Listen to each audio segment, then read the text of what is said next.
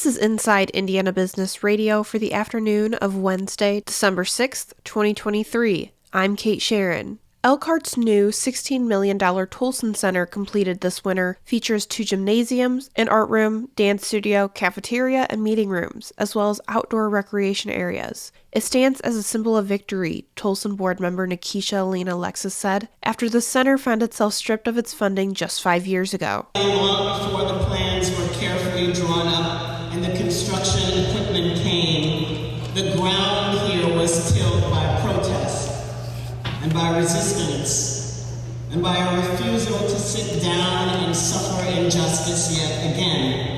In 2018, the Elkhart Common Council voted to defund the center, which was then operated by the City Parks Department after some city leaders questioned its financial management. The decision drew immediate protest. The city in 2020 directed $5 million to rebuilding the center, which first opened in 1991, and agreed to put forward $700,000 annually over the next 10 years for operational costs. The Tolson Center is free to everyone, including those who live outside Elkhart city limits, though memberships are encouraged to ensure safety and to get to know Tolson staff. The center initiated a soft launch of programs this month and will pick up with more regular scheduling after the new year.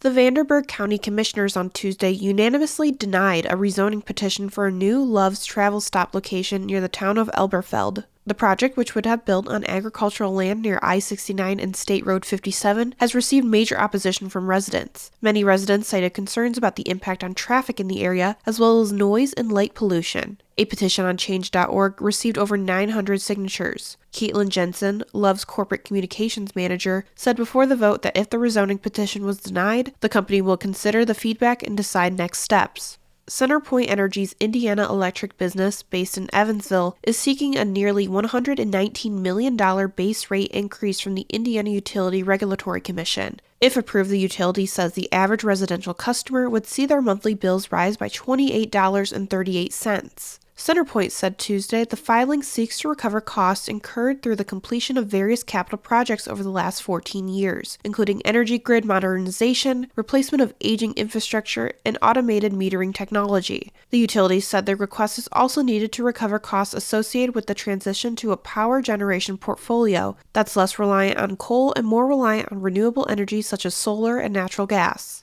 From the number one source for Indiana business news, this is Inside Indiana Business Radio. Whether it's a new hire or a noteworthy promotion, IIB's Bigwigs and New Gigs serves as a platform to promote your team. Our revamped offering includes being featured on both the newly redesigned newsletter and at InsideIndianaBusiness.com. Subscribers to the Business News subscription save $10 off every listing. Plus, you can save $100 by bundling your submission to IIB with the Indianapolis Business Journal or the Indiana Lawyer. More at InsideIndianaBusiness.com.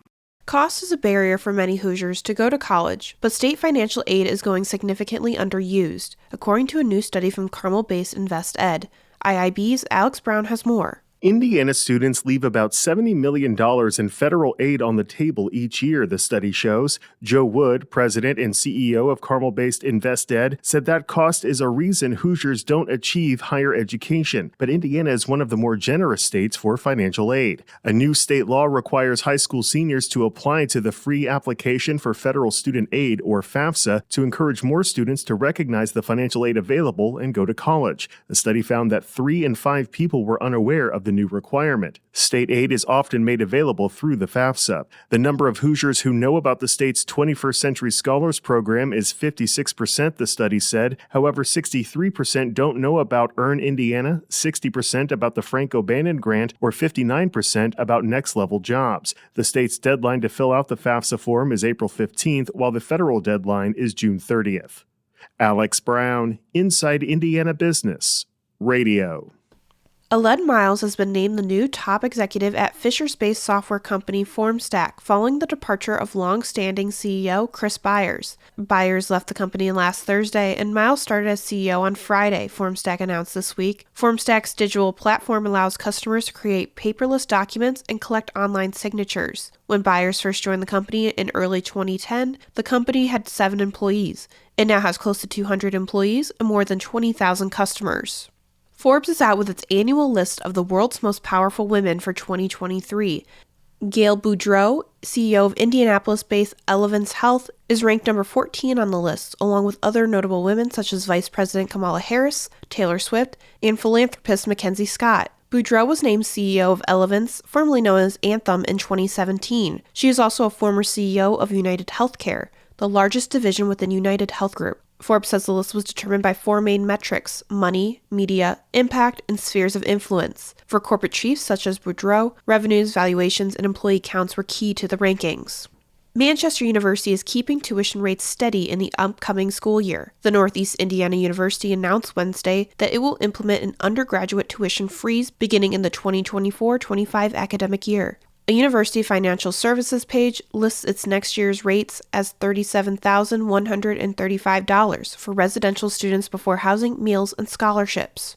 The freeze includes a set rate for 4 years, meaning students who enter Manchester next fall will be guaranteed to pay that same level for 4 years. Indiana's top education official on Tuesday said she wants Hoosier lawmakers to toughen the state's third-grade retention policies, while keeping some exemptions in place, as part of an urgent push to improve dismal literacy rates. Secretary of Education Katie Jenner maintained that too many Indiana third graders who lack foundational reading skills are advancing to the 4th grade. Currently, thousands of Indiana third graders who fail the statewide iRead 3 exam can be held back, although there are numerous good cause exemptions, including for English learners and students with disabilities. According to new data from the Indiana Department of Education, in 2023, 13,840 third graders did not pass the iRead test. Of those, 5,503 received an exemption, and 8,337 did not. Of those without an exemption, 95% moved on to the 3rd grade, while only 412 were retained.